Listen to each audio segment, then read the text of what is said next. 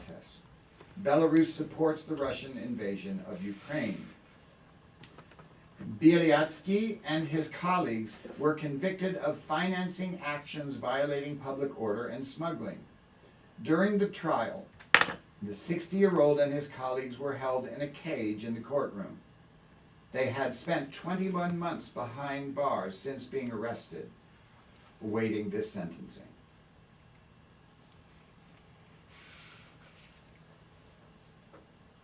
Life, freedom, expression, love, and celebration are human characteristics. Democracy allows people to have those things. Authoritarian governments do not. We must celebrate our lives and the lives of others. We must express our joy, show our support for one another, and put our energy toward anything that celebrates life. We began this news segment with a list of those who have died just in the recent past. More will die. But even as we mourn those who have died and show compassion for those who have lost loved ones, we must also, always, celebrate life. Thank you for listening. Reporting for TGSN, I'm Kenneth Ludden. We will now return to our program.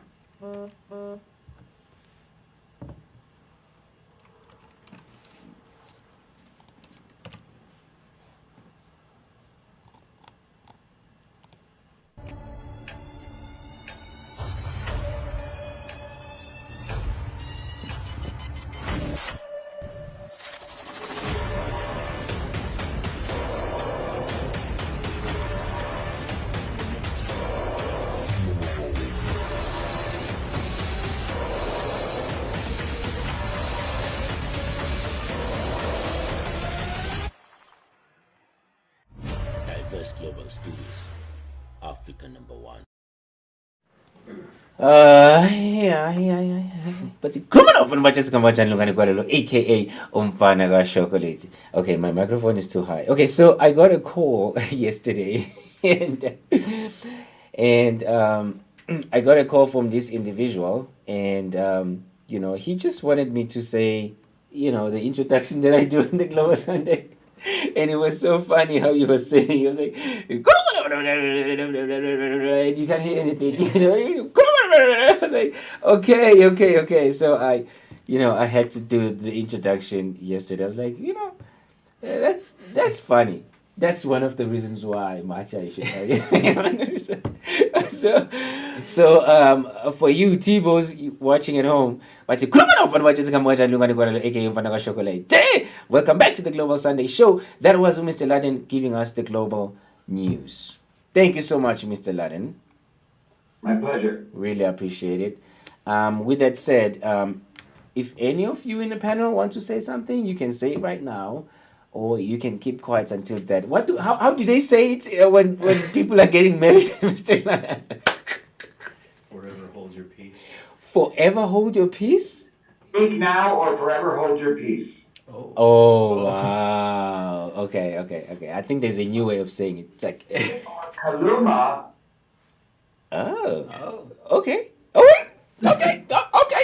Okay. I'm down for it. Okay, talking about that, let me go straight to learn isiZulu with Lungani, since Mr. Ludden just touched on isiZulu. So, Kuluma! There you go. Welcome to learn isiZulu with Lungani Gwala. Okay, as you heard, Mr. Ludden said Kuluma. Kuluma means speak. Okay, and Kuluma, I think Kuluma was the first word that we learned a couple of weeks ago, a couple of months ago. And Kuluma means speak. If you want to pronounce it correctly, this is how you spell it below. If you look here down below on my left hand side, it's Kuluma, and it means speak. So if you happen to go to South Africa and you want to start a conversation, and you see someone who's just sitting there and not saying anything, you can go to them and say, hey, Kuluma, and they'll be like, oh, that's interesting, and they will start to speak. They will Kuluma. Okay, but and then also before we go to today's word, we also learned sawubona, right? Which means hello, and how you spell it is sawubona. And if you remember a couple of weeks ago, I did mention that you do not put don't include R because it becomes bona, in which it sounds, you sound like a foreigner if you try, to use that. So remove R and say sawubona. I didn't find an exact word in English that will help you to pronounce this correctly and accurately, so it doesn't sound like you trying to, like you're a foreign person trying to speak, Zulu. But if you remove R, I think it's gonna be correct because you're gonna be saying it correct, like sawubona. You're not gonna be saying bona, and it means hello. When you're seeing somebody for the first time in a day, or it's just like hello. How you use hello in English, simple as that. And then the next word we learned was unjani, which means how are you. All right, and how you spell it is Jani.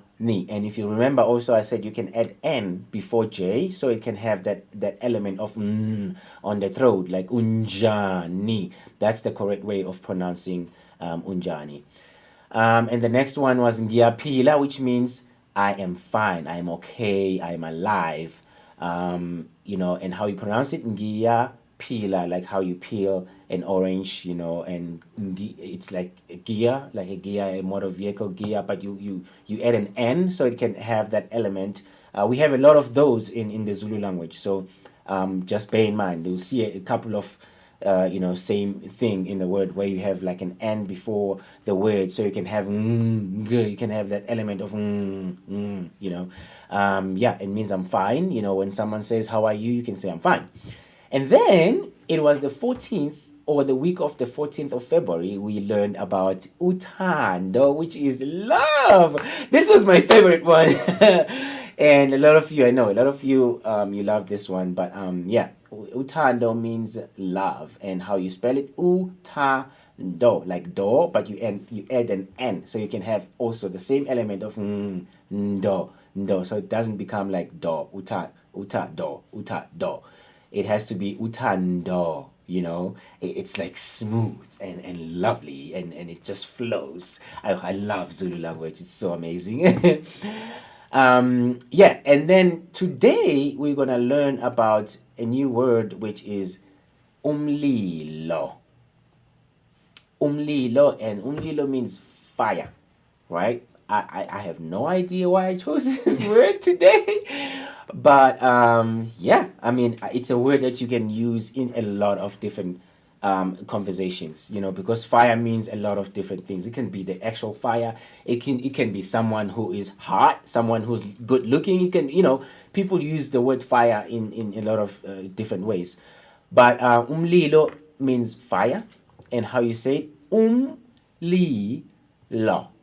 This is exactly how you say it. If you can be able to pronounce the words below here, I made it very simple for you. If you're an English speaker, you're gonna get it correctly, and people are gonna be so amazed. So umlilo means fire. All right, that's it for today. If you want to learn more, please tune in next week Sunday on the Global Sunday Show. Lungani Gwala, learn isiZulu. Let's get back to our broadcast with Mr. Loden, Daniel, and Senor Mattia.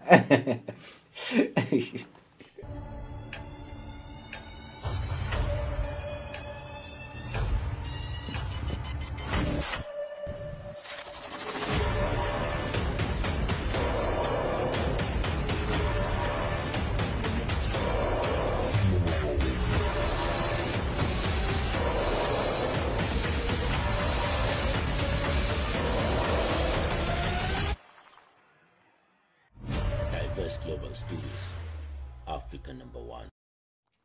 Sawubona everyone, welcome back. Thank you Lungani for that lesson. You were on umlilo. Oh! Whoa! Wow! Thank you, Mattia. I was preparing behind like, what will I say? I want to impress him. That is impressive. Good job.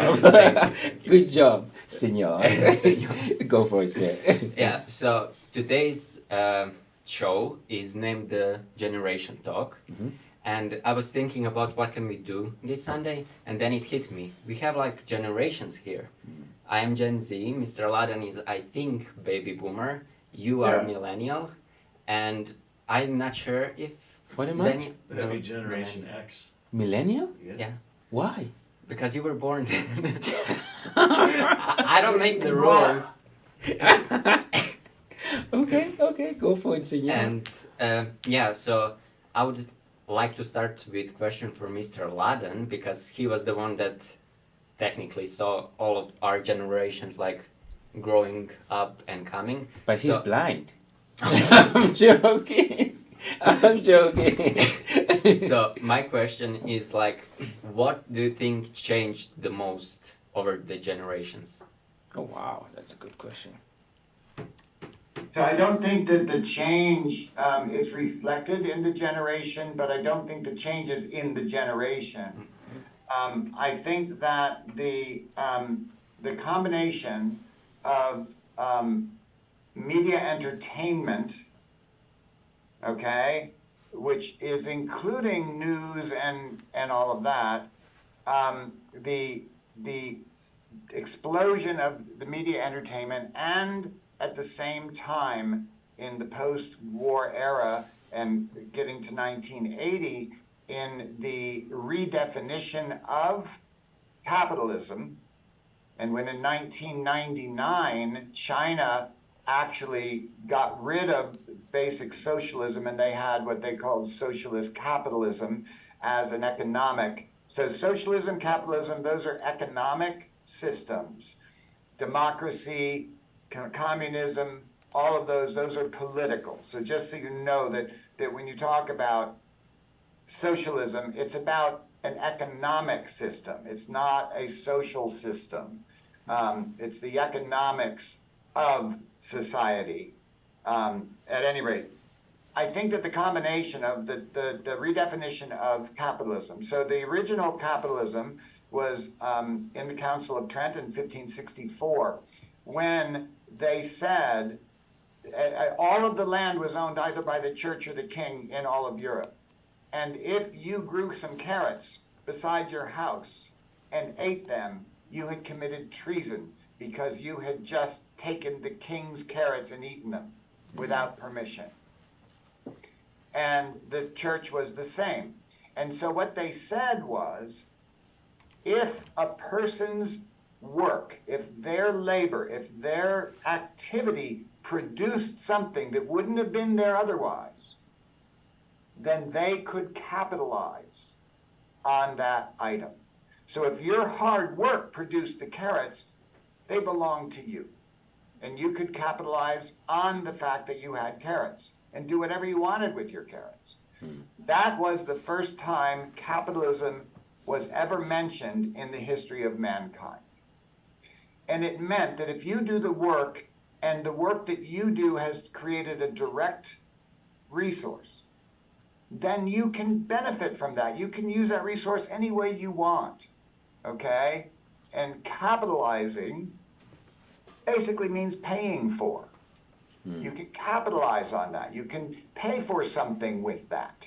You can do whatever you want. You can use it however you want.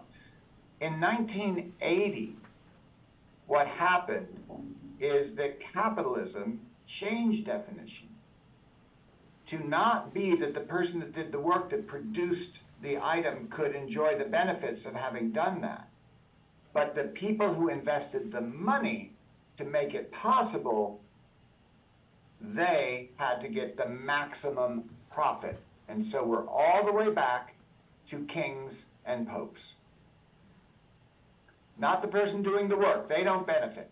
The person who gave the land, who gave the permission, who gave the resources, everything belongs to them again. So it's gone full circle.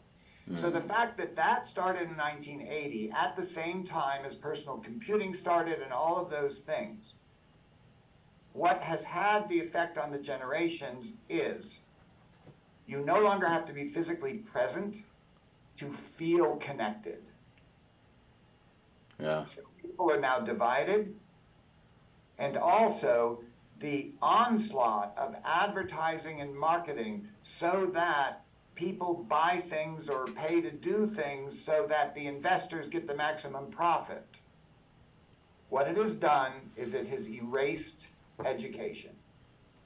And that is education because the brain is so distracted by sparkly, flashing, shiny things. And also, you know, your whole world is here. Not out there beyond it, but here. The whole world. And so people's attention shrank to very, very short little bits of time. And they're no longer not just education in terms of going to school or reading books or something, but in terms of walking outdoors, you know, and understanding that certain kind of clouds, I mean, you need to either go get a jacket or get an umbrella or put on some boots, you know, you're going to be walking in, you know, mud or whatever it is, that kind of education. So that's the difference I see, is that people now have the illusion of being connected when they're completely separated and they're in a mirror-lined bubble. All they can see is themselves and what they want to see. And then they don't even have practical experience of physical reality anymore. So that's what I see.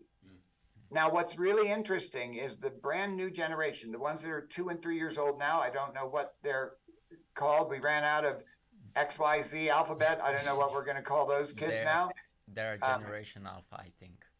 They're what? Generation Alpha. We're starting all over again. Okay, so we're starting with the Greek alphabet. Okay, so Alpha, Generation Alpha. Those children, when their millennial parents, Lungani, pick up their phone and start doing Facebook, the kids have tantrums. They hit the phone out of their hands. They know that the presence of that phone means that their parent is not there for them, that they are disconnecting from their own reality, their own child. And so I have great hope in Generation Alpha. I have really great hope. And I hope that we will again have a surge of creativity and invention in the real world, and not just invention in your brain, in the illusion that some app is actual reality. It is not reality. And if you're stuck in an app, you're not going to see the bus that comes and hits you as you're walking down the street. So that's what I think is the difference. We should have a timer for Mr. Laden. No, I wouldn't want to stop him. That was fantastic. Yeah, it it's- was so insightful. I think that was great. With that said, Daniel, I think you ready to? You look like you're ready to go. I feel like all the wind is out of the sails, but hey, what I have been noticing as a difference is that generation by generation, the parent, not just the parents, but the family in general, aunts, uncles, grandparents, have become less and less involved in influencing and educating their own children, so that the children are raised by the TV, by the movies, by their friends, by anything other than the influences of the elders. So they're becoming, they're just kind of lost, floundering around, trying to figure out what it's all about without the direction that elders used to provide. And I think that's generationally, that disconnection and that lack of influence from the elders is more and more as the generations progress. Wow, I think that is true, because well, when I was growing up, I spent a lot of time with well, when I spoke to you, Daniel, about this, you call them OGs. I spent a lot of time with the OGs, and what I realized, which was really, really emotional for me, and it was hard to handle, is that after that happened, I couldn't spend time with my generation, because they had a completely different perspective, different way of seeing things, different opinions, it was completely different in such a way that none of the things that I would talk about would make sense to them. you know. So the more I was communicating with this generation, what was it? What's the generation, Mr. Laden and Mr. Laden is baby boomer. baby boomer? And It's I'm not sure. I think X. That's Generation X. Generation X. Generation yes. X. Okay, so the baby boomers and Generation X. So I was very much engaged with the baby boomers and Generation X, and I've learned a lot of things actually in such a way that I was in, you know, I was completely something different for people who are my generation. Then I was like, you know what, it's fine, I'm not gonna hang out with people who are my age anymore because I'm not relevant anymore, you know. But the more I engage with the baby boomers and the Generation X, I then realized that I need to engage with both the generations because there is something missing, and it's just the communication. It's just the way of looking at things. It's the way of expressing yourself, you know. And then I started engaging with almost all the generation that comes after. What's the generation 2005? I don't know, whatever that is. Oh, wait, my brain stopped working. Okay, so I started communicating with the generation from my generation and the generation that is, you know, behind me, Yeah. right? And then I became this person who's like a conduit, you know, who's connecting the two, you know, because when I'm sitting on the table with the baby boomers and the Generation X and the younger generation, you know, there'll be like a miscommunication. Then I'll be like, oh no, this is what he means, or this is what she means, and you know. So I was like, this is really interesting, you know. They have the same goals, but it's just a way of, you know, expression. It's just the way they express themselves and the way that they look at things, and you know, and I think it has to do also with what Mr. Laden has said, because the education has changed, you know. If they say a circle is a perfect shape, then you're gonna go around looking for a circle and saying, oh, I'm looking for a perfect shape, but there's a square, there's a rectangle, there's a lot of beautiful shapes. But if you are taught in school that a square is a beautiful shape, that's how you are going to think. So that's the thing that I realize with these generations, you know. It's how we are taught, how we grow up, and the things that we see in front of our faces. It makes a huge difference, and it separates us as human beings. So yeah, my last words in this topic, I would say, you know, I don't care, no matter what generation you are, just try to understand. There was a time, I've never shared this live before, there was a time where I was so engaged with the older generation in such a way that my eyes were turned into what they see when they're looking at us, when they're looking at what the world is right now. And it was like, I don't easily cry, so it was like the way I was seeing it, but I was crying. I didn't want to cry, I didn't know what was going on, but I was like in the body of the older generation and looking at, you know, with their perspective and how things are happening right now. And I started to cry, but I wasn't crying. I had no emotion. I was just like observing and experiencing that moment. And it was so deep in such a way that it's something that you cannot just share with just anybody. And I started to understand that there are things that they wanted to achieve, things that they fought for us to live a better life. But we just misusing these opportunities, not because we're stupid, because of the current society, because of the things that we see on screen, because of the things that we learn from school. So they need to be an understanding on both sides, that it's not because we don't want to, not because we are cruel, it's not because we are stupid, but because of what we see in front of us right now.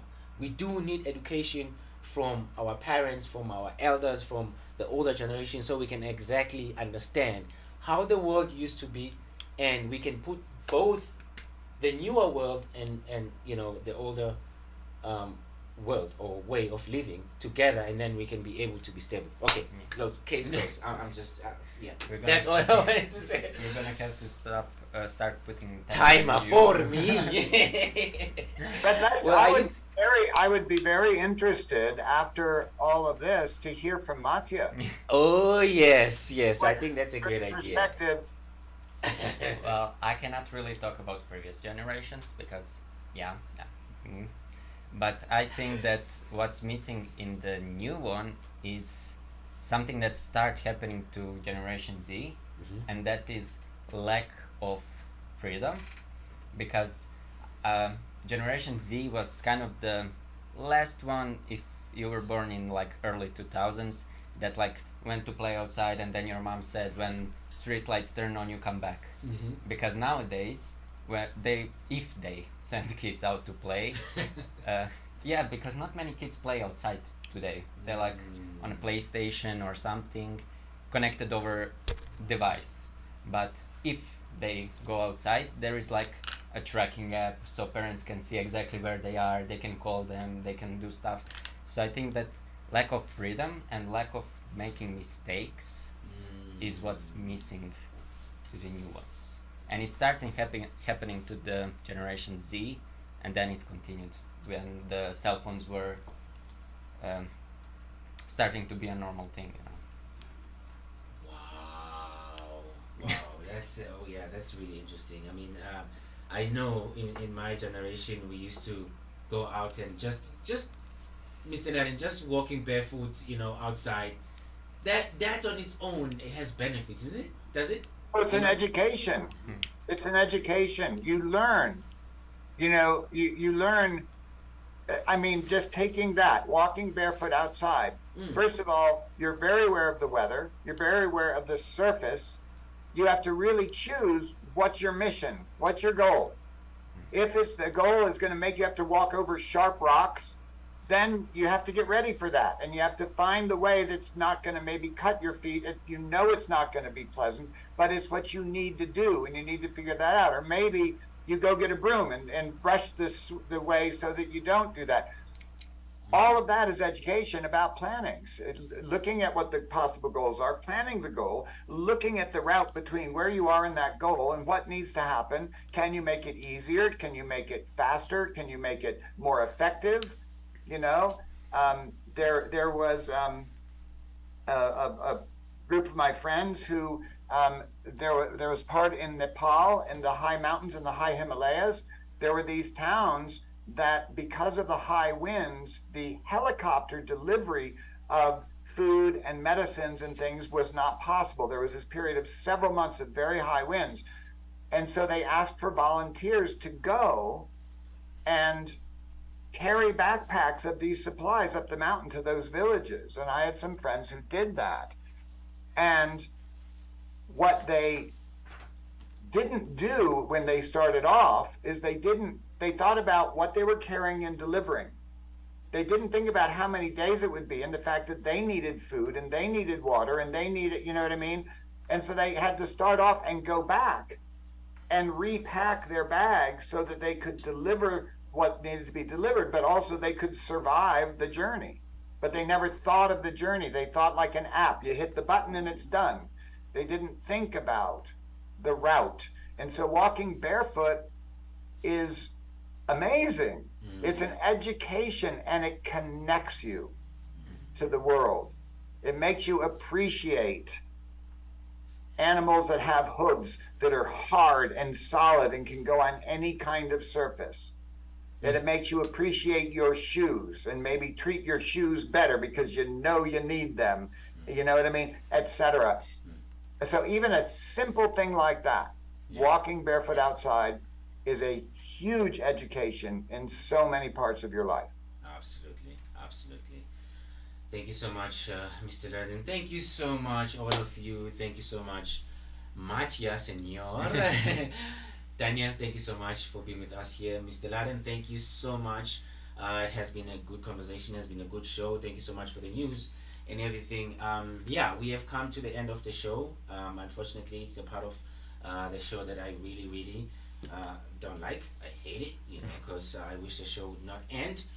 But yeah, thank you so much if you're watching at home. If you're watching on YouTube, thank you so much. Facebook, thank you so much. Thank you. If you have comments, I don't know, I will attend the comments later on. I didn't get time to have a look at the comments. But you know, as we indicated at the beginning of the show, that the producer is right here next to me. So if you have any complaints, go and complain too much. Go and complain too much. Yeah, I did tag him on my post on Facebook. So if you wanna find him, it's gonna be so easy. Yeah, thank you so much. Remember, my last words for today is follow your dreams. No one can do it better than you. You are designed to do a specific job here in this world. If we lose you, we lose whatever that you are assigned for in this world. So start today, work on your dreams. It doesn't matter what people say. You understand yourself better than anybody else. So chase your dreams, follow your dreams, work on them. No excuse. Start today, start tomorrow, start planning. Don't wait for equipment. Don't wait for anybody to encourage you. Encourage yourself. Okay? If we lose you, we lose your dreams, and we'll never ever find those dreams again. This is the Global Sunday Show. Real talk, real people, real time. Thank you so much. For me, I am saying bye-bye. Please say bye-bye to everyone. Bye. Opposite of Sabwana. Bwana Sao.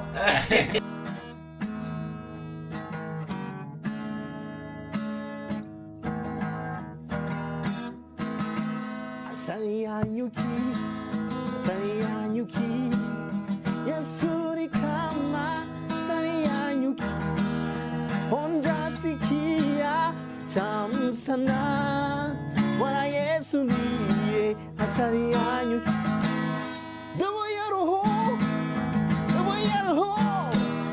Yasuri kama dawayaro, Honja sikia tam sana, Wana Yesu niye dawayaro.